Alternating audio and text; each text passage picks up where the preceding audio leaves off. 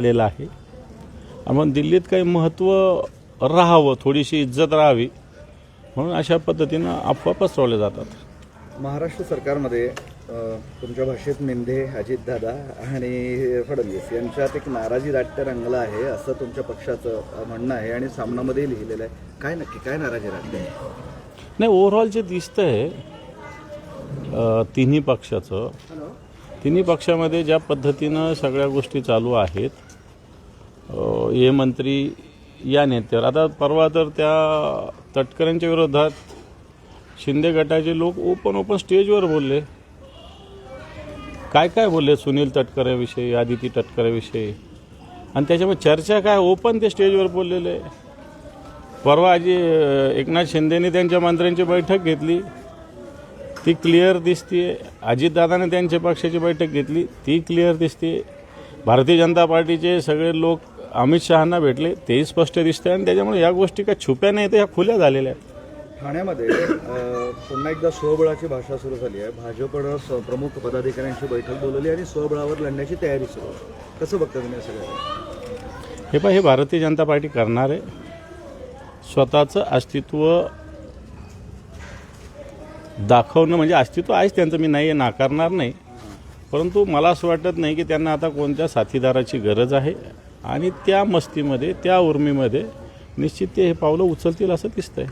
निलेश चव्हाण ते पुणे केसमधला, त्याला निलेश चव्हाण तो पुणे केसमधला, त्याला शस्त्र परवाना देण्याचा प्रस्ताव माजी गृहराज्यमंत्री सतेज पाटलांकडनं मान्य झाला होता, असं आता पुढे आलेलं आहे. हे खालून गेल्याशिवाय वरती मंत्री थोडी काही करत असतो. खालून मला वाटतं कमिशनरेट एरियामध्ये असलं तर कमिशनर, ग्रामीण भागात असलं तर कलेक्टर, अशा पद्धतीनं वरती प्रस्ताव जात असतो. आणि जो प्रस्ताव खालून पॉझिटिव्ह जातो त्याला कोणताही मंत्री मला नाही वाटतं रिजेक्ट करतो. लढा आपल्या मुंबईचा कामाला लागलेत तुम्ही? लागलेलो आहे, महाराष्ट्रात लागलेलो आहे, मुंबईतच नव्हे तर महाराष्ट्रात कामाला लागलेलो आहे. आदित्य ठाकरे यांनी आपलं आडनाव शेख किंवा खान करून घ्यावं असं नितेश राणे यांनी म्हटलं आहे. बाळासाहेबांचा नातू हा ठाकरे आडनाव. नितेश राणेच्या विषयी बोलण्याला काही हे नाही, फालतू बोलत असतो.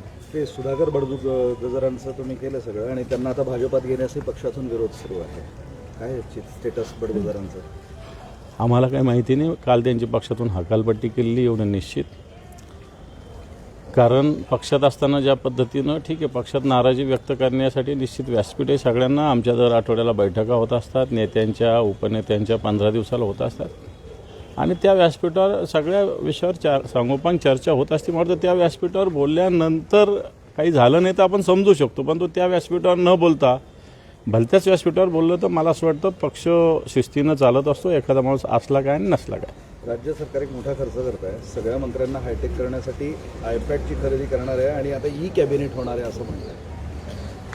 व्हावं, आता त्याला फार खर्च थोडी लागतो आयपॅड घ्यायला वगैरे. पण कॅबिनेट नाही, हे जरुरी आहे आताच्या घडीला की एकदम पेपरलेस काम करणं आवश्यकता आहे. थोडं स्मार्टपणे काम करण्याची आवश्यकता आहे. कित्येक गोष्टी टाळण्याची आवश्यकता आहे. मग कोणी म्हणतं विषयपत्रिका द्या, कोणी म्हणतं मिनिट्स द्या, कोणी म्हणतं प्रस्ताव द्या. आणि सगळे मला असं वाटतं मेल असो, एखादं सॉफ्टवेअर बनवलं असेल तर त्याच्यावर पाहणं वाटतं काळाबरोबर चालणं आवश्यक. त्याच्यात काही चुकीचं पाऊल सरकार उचलतं असं मला तरी वाटत नाही. गेले काही दिवस तुमचं आणि मनसेचं ते युतीचं सुरू आहे आणि त्यात आज त्या मनसेचे संदीप देशपांडे यांच्याकडनं पुन्हा एकदा संकेत देण्यात आलेला आहे युतीचं. ते नरकातला स्वर्ग पाहत काहीच म्हणजे विधान केलं आहे त्यांनी, सूचक. त्याचा अर्थ काय? की आम्ही लवकरच एकत्र येणार या संबंधितलं. मग काल आदित्य साहेब पण बोलले ना, त्याच्यामुळे आता आदित्य साहेब बोलल्यानंतर किंवा स्वतः राजसाहेब, उद्धव साहेब बोलल्यानंतर मला असं वाटतं बोलले असतील संदीप देशपांडे पण. तर ह्या सगळ्या गोष्टी सकारात्मक चर्चा व्हावी असं सगळ्या शिवसैनिकाची, मला वाटतं मनसैनिकाची सुद्धा इच्छा असेल. यावर मनसे नेते प्रकाश महाजन म्हणतात असं मीडियातून युती होत नसते, प्रत्यक्ष भेटून चर्चा करून युती करावी. आणि त्यांचं विधान ते गोंधळात टाकणार आहे सुद्धा. जे लोक रोजच्या निर्णय प्रक्रियेत मला वाटतं त्यांना या सगळ्या गोष्टी माहिती असतात. वामनराव सतत माहिती असेल तुम्हाला. हो. त्यांचं एक विधान आहे, 100 वर्ष जरी महाराष्ट्रात कोणाची सत्ता असली, ब्राह्मण देवाला जरी महाराष्ट्राचा मुख्यमंत्री केला तरी महाराष्ट्राची परिस्थिती सुधारणार नाही. असं नाही म्हणता येणार. आपण सकारात्मक विचार केला पाहिजे की हा महाराष्ट्र स्थिर स्थावर झाला पाहिजे, त्याची प्रगती झाली पाहिजे. आणि याला 100 वर्षाची गरज नाही. ठरवलं तर वर्ष 2 वर्षात हे काम होऊ शकतं. ठरवायची आवश्यकता आहे. तुळजापूरचं विचार केला पाहिजे की हा महाराष्ट्र स्थिर स्थावर झाला पाहिजे, त्याची प्रगती झाली पाहिजे. आणि याला 100 वर्षाची गरज नाही, ठरवलं तर वर्ष 2 वर्षात हे काम होऊ शकतं. ठरवायची आवश्यकता आहे. तुळजापूरचं एक ड्रग्ज प्रकरण आहे. तुमचे आमदार खासदार तिथले त्यांनी नाराजी व्यक्त केली आहे की मुख्य आरोपींना मोकाट सोडलं जात आहे, चार्जशीटमध्ये गंभीर चुका होत आहे आणि भाजपच्या काही लोकांना वाचवण्याचे प्रयत्न केले जात आहे. सत्य आहे, मी सुद्धा तुळजापूरला गेलो होतो. ड्रग्जमध्ये काही थातूरमातूर कारवाया केल्या जातात. मुख्य लोक बाजूला राहिलेले आहेत, फरार आहेत किंवा त्यांना जाणीवपूर्वक FIR पासून दूर ठेवलेलं आहे. आणि बाकी जे असे ज्याला थातूरमातूर म्हणता येईल अशा लोकांवर कारवाई केली जाते. एक जरांगे पाटलांचं आहे, त्यांचं असं म्हणणं आहे की देवेंद्र फडणवीसांनी जे काही केलं आहे ते लवकरच उघडं पडेल, ते कार्यकर्त्यांसमोर पक्षासमोर उघडे पडतील. पडणार असतील, मला त्यातले डिटेल्स माहिती नाही. लाडक्या बहिणीवर अपात्रतेची कारवाई केल्यास कोर्टात जावासा इशारा बच्चू कडूंनी दिला आहे. सरकारकडून लाडक्या बहिणींची फसवणूक सुरू असल्याचं सुद्धा ते म्हणतात. हे पण लाडक्या बहिणी जवळपास 9-9.5 लाख आत्ता पण गाळलेल्या आहे. माझं म्हणणं, गाळल्या होत्या तर मग त्या स्वीकारल्याच का होत्या? जर तुम्हाला गाळायच्या होत्या तर त्या स्वीकारल्या का होत्या? गाळत असाल तर ज्यांनी स्वीकारल्या त्याच्यावर कारवाई व्हावी. ही भूमिका काय अयोग्य असं मला वाटत नाही. पुणे महापालिकेचे एक वैद्यकीय अधिकारी आहे, त्याचा भाजपचे काही नेते छळ करत आहेत. तिने बऱ्याच पोलीस स्टेशनमध्ये गेली, अनेक ठिकाणी गेली आणि आता अखेर राज्य महिला आयोगाकडे गेली. कोणीच दाद देत नाही असं म्हणणं आहे. नाही, अशी ही कोणी भगिनी आमच्याकडे आली तर निश्चित त्याला न्याय देण्याचा प्रयत्न करेल. भारतीय जनता पार्टीचे असो की कोणत्या पक्षाचे कार्यकर्ते असो, त्याला धडा शिकवण्याचं काम करू, जर त्या भगिनीची भूमिका योग्य असेल तर. एक राष्ट्रीय प्रश्न आहे, बंगळुरूमध्ये ते झालं, कोण जबाबदार वाटतं तुम्हाला? नाही, याच्यात नियोजन असलं पाहिजे. असं एवढं मोठं होत असताना याच्यात नियोजन असलं पाहिजे, पोलिसांची तयारी असली पाहिजे, जास्त कुमक असली पाहिजे. ओव्हरऑल जे सगळं पाहिलं आणि वाचलं याच्यातून लक्षात येतं 30-35 हजाराचं ग्राउंड आणि तिथे 3-4 लाख लोक येतात. तर मला वाटतं ते आधीच थांबवायला पाहिजे होतं. काल आदित्य साहेब बोलले, आज अमित ठाकरे पण म्हणाले की दोन्ही बंधू एकत्र आले तर आनंदच आहे, आम्हाला अडचण ठीक आहे. पण फक्त या 2 टोकांवरनं दोघांचं बोलणं सुरू आहे, वर्कआउट होत नाही आहे असं तुम्हाला वाटतं? काही होत असेल तर सांगा ना आम्हाला. काही होतंय का, काही सुरू आहे? बोला ना, काय होतंय का ते? मी म्हटलं ना, असं तुम्हाला वाटतं, म्हटलं बाकी काय बोलू. बँगलोरमध्ये काल चेंगराचेंगरी झाली आणि त्या दाखल झालं ना. चला, तुमचं आजचं काय आंदोलन आजपासून सुरुवात ते सांगून द्या. शिवसेनेच्या वतीनं संपूर्ण मराठवाड्यामध्ये आजपासून 8 दिवस 5 ते 12 जून क्या हुआ तेरा वादा या बॅनरखाली आंदोलन होतं आहे. या नावाचा अर्थ असा आहे की हे सरकार सत्तेवर येत असताना यांनी शेतकऱ्याला कर्जमुक्तीचा वादा केला, बहिणींना 21 रुपये देण्याचा वादा केला, हमी भाव सोयाबीनला 6,000च्या वर देण्याचा वादा केला, प्रत्यक्षात 5,500 पण आता घोषणा केली परवाच हमी भावाची. हे सगळ्याच बाबतीत आहे.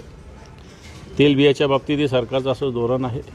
पीक विमा बंद केला गेलेला आहे.